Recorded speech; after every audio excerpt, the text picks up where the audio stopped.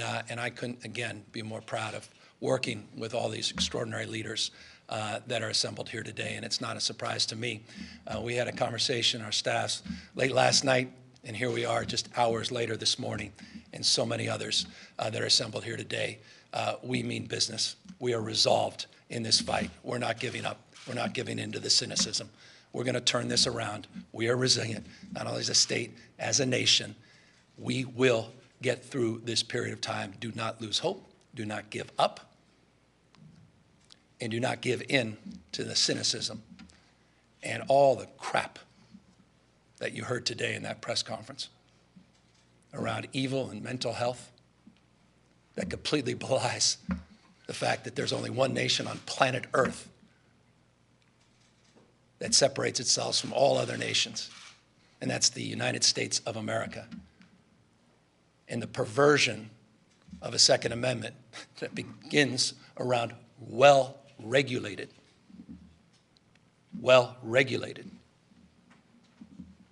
gun policy. We've completely lost our senses and lost touch with that reality.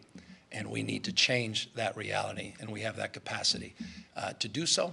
And the actions that we will be advancing in the state, we hope, will be meaningful in advancing that cause. So thank you again, all of you, for taking the time to be here. And we're all here, authors of so many pieces of legislation, to answer any questions.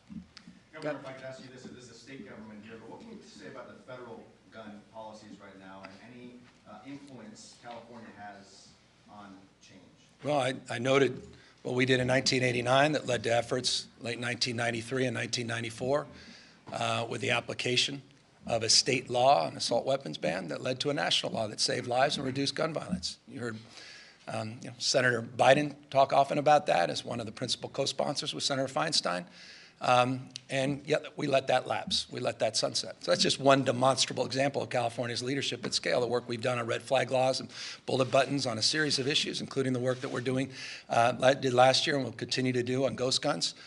California is leading, and we're advancing that cause, or causes similarly, in states large and small, and we believe it will ultimately have an impact federally. Governor, as was noted earlier, California already has some of the toughest gun laws in the country, and yet we still have mass shootings in this state. There was one just a few blocks from the Capitol where the shooters had weapons that had been modified to turn into automatic weapons. So I'm wondering why you think that more gun laws and restrictions would be the response here. Would you consider an alternative approaches, maybe perhaps spending money to harden some of the schools? I know a lot of the public schools here are very open, have open floor plans, things like that. I appreciate the well-worn question, talking points. It's not opinion, it's not conjecture, this is just stubborn fact. From 1993 to 2017, these are exact numbers, California's gun murder rate dropped 55%, gun death rate dropped 62%, outperforming the rest of the nation because of our gun safety laws. We don't think they work, we know they work. I'll repeat what I said earlier. Those states with the most progressive gun safety laws at scale, California being the largest, has seen disproportionate impact in terms of gun-related deaths and murders as a consequence of those policies. We know these policies work to save lives. Are they exclusively the only approach? Absolutely not. You heard the Speaker and the Pro Tem just mention efforts as it relates to a series and a suite of strategies to address the underlying causes, to address the issue of violence prevention, $200 million, a demonstrable example of investment that we made together last year in that space on our violence prevention efforts, the work we continue to do with UC. The nation is not doing this because the NRA stops and blocks it. Just by the way, as they're stopping and blocking anyone from walking in with a gun to listen to former President Trump. The irony of that shouldn't be lost on any of you at their convention this week.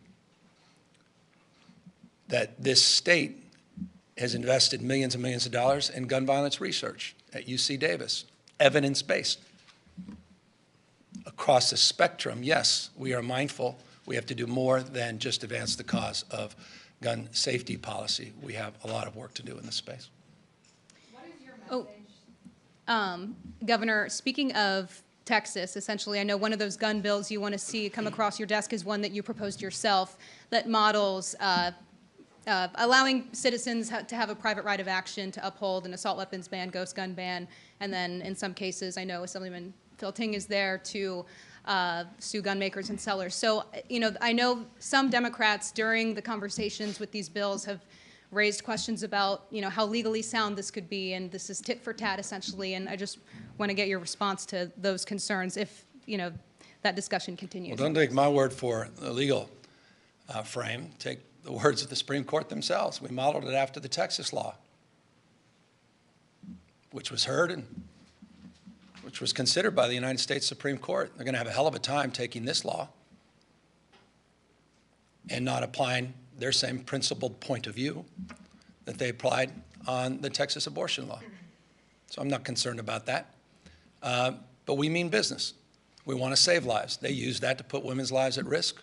We're going to use that, the door they open, that law, and that process to enforce a private right of action to get these guns off the street. Clearly, we're not doing enough to get these guns off the street. Illegal assault weapons, the sale and manufacturing of assault weapons, ghost guns, we've got more work to do. And so I couldn't be more proud of the members of the Senate that supported overwhelmingly that bill, beheading the Assembly, and now in a fast-track manner with all these other bills. Look forward to getting that to my desk in a matter of weeks. Are you fast-tracking these bills with urgency clauses, or will they still take effect at the beginning of the year like they would have anyways without any action today if passed? Well, I've talked to a number of the authors in hope and expectation that we add an urgency clause to many of these. But that process is unfolding in real time. And working with legislative leaders, we'll make that determination to the extent that I'll have any influence over that. It may be on the back end, but certainly on the front end, I'm hopeful that a number of these bills can reach our desk with the urgency provisions attached so they can go into effect immediately.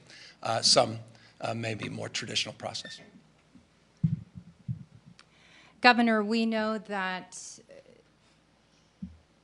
to overcome something like this, it is going to take bipartisan support. Can you speak to how California is going to come together and make changes and lead the way in terms of bipartisan support? Well, we have in the past. I mentioned then Republican Governor Ronald Reagan, who signed a critical bill as it relates to concealed carry here in the state of California, Republican, former governor, Republican, former president. These are universally supported efforts, bipartisan in that support. You can't get to 90% America on comprehensive background checks unless it's universal in support. By definition, Republicans, Democrats, and independents overwhelmingly in support. The problem is you've got all these politicians that are bought and paid for by certain interest groups, many that will be celebrated and revered this weekend in a 14-acre exhibition of guns and gear in Texas.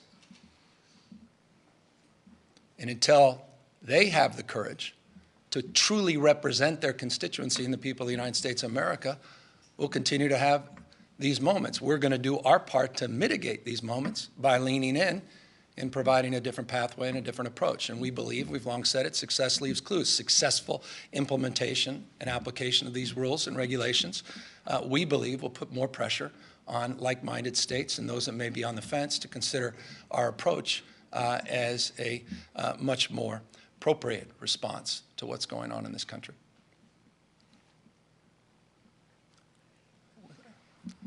In the absence of any announcement today about new gun legislation, I wanted to ask, since all of the Democratic leaders are here, where are you at on negotiations on your inflation relief, gas relief package for voters that you've... Yeah, they may have a comment. We're here to focus our attention with intensity on the task at hand. Right. And the urgency So of in the matter. absence of any actual announcement, can you speak to what's going on with the negotiations there on that package? I won't and can't speak for the two legislative leaders. I think I would ask that we hold that question. We are available. We're here all week. Yeah. Let's focus on the moment, if we could. Here, here. California does have a supermajority of Democrats, and on the national level, it's a slim majority. And to continue the conversation of working across the aisle, what do you think Democrats in Congress and in the White House need to be doing in order to work with the Republicans? If you don't like the way all the world looks when you're standing up, stand on your head and go local. Remarkable things are still happening at the local level, city, counties, states. And in the absence of federal leadership, that's where the energy will be, and that's where this movement needs to continue to advance. As I said, we're going to control the controllables. The nation's largest state, the fifth largest economy in the world, a state that's led the national debate on common sense gun safety reform. We're going to continue to advance that reform, and we're taking it to a whole nother level with a sense of urgency that this moment requires.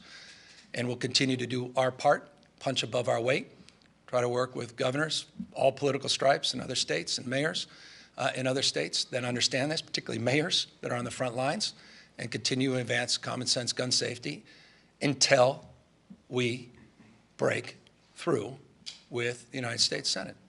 And until that moment, we're not going to give up or give in to that cynicism. We're not going to roll over and accept the status quo. That's the best we can do under the current circumstances. You said that you are going to work with governors of other states. Have you had a conversation with the president about this in terms of working with other lawmakers in other states? Well, previous presidents, I've had the privilege. I haven't had that opportunity directly with President Biden, but there's no question of his leadership. It's demonstrable over the course of his entire career in this space, not least of which on the assault weapons ban itself. The idea that you can go into a store without, even a momentary delay, a pause, and purchase these weapons of war, 30-round clips. I mean, that doesn't happen in California. Won't happen in California. The only thing that can stop that, by the way, are these extremist judges, which is an issue. And you can ask Judge Benitez about how he's feeling about this last 10 days. Ask Judge Nelson how he's feeling. Specifically, Judge Nelson. To Judge Nelson, who in his 2-to-1 majority opinion wrote about the heroism of these young men in the 1700s and reflected in his decision to overturn our ban on long guns being sold in semi-automatics from 21-year-olds to 18-year-olds, said, well, that's just the price you pay because some people will act out. Wonder how he's feeling right now. What happened in Buffalo and what happened in Texas. Ripped from the pages of the Federalist Society, one of the 331 federal appellate court judges that Donald Trump gave this country. I wonder how Judge Nelson's feeling. I wonder how proud he is of that opinion he wrote. Judge Benitez, who said about our assault weapons ban, assault weapons nothing more than Swiss Army knives. These are extremists. That's the world we're living in right now. Wake up, folks. Read these opinions. Pay attention to what's going on. Look at the damage that's been done in Texas and the gun safety laws in the last few years.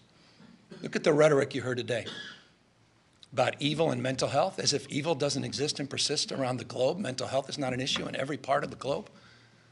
What's unique in the United States is this savagery because of the availability, ease, and access of weapons of war. Weapons of war, the manufacturer, the person who designed the AR-15, his family said he'd be humiliated by what has happened. It was never designed, never intended to be used, civilian use. It's shameful. You've got folks out there manufacturing and marketing an AR-15 for babies, and their logo is a pacifier with the baby AR-15. Those are the folks that would be down there in Texas this weekend at the NRA convention. These are extremists. They need to be called out. In the absence of that, this state will lead. Governor, you spoke highly of President Biden's career on gun control, but how do you assess his record since he's been in the Oval Office in handling gun violence? I think he's doing what he can under the circumstances. I'm just blessed to have these remarkable leaders. It's a three-legged stool. I mentioned the judicial branch. That's a wobbly leg right now. But we are firm and our resolve, the executive and legislative branch, of standing tall together, demonstrably here today, but every day in this space. And I pray for the wisdom. I pray, as I pray to forgive those who cannot disabuse themselves of the influence of the National Rifle Association. I pray for the resolve of the American people to turn out in record ways and vote those who support real public safety and are pro-life in terms of the life of our children that every single day are in peril of another episode like that we experienced 24 hours ago. Governor, I'm going to ask you a little bit of a philosophical question to end it. The Texas law that we're modeling our gun law after, in Texas, that law will go after vulnerable women, poor women, women who in general are not known for violence. Our matching law here in California would, by definition, have citizens going after people who are armed and dangerous. Do you think that is what we have come to in California and in America, that this is a one-on-one battle in which we, the people, need to go after the bad guys one at a time? We need to get dangerous guns and weapons of war off the streets. That's what we're here to do. That's what we're focused on. We have too many guns. We have a gun culture. We've come to accept this, normalize this, and providing that right of private action for people to get these dangerous guns, these weapons of war, have led to so much carnage and death, not just these mass shootings, but shootings every single day that do not capture our attention as they should, I think is principled and appropriate under the extraordinary circumstances that we are living through in this state and in this nation. With that, again, gratitude to all of the remarkable leaders assembled here today, and in particular, the Speaker and the Pro Tem, who I couldn't be more proud of today, and more proud of all of the legislative leaders that we look forward to working together to advance this cause and get these bills on our desk by the end of next month. Thank you all very, very much. Thank you, Governor.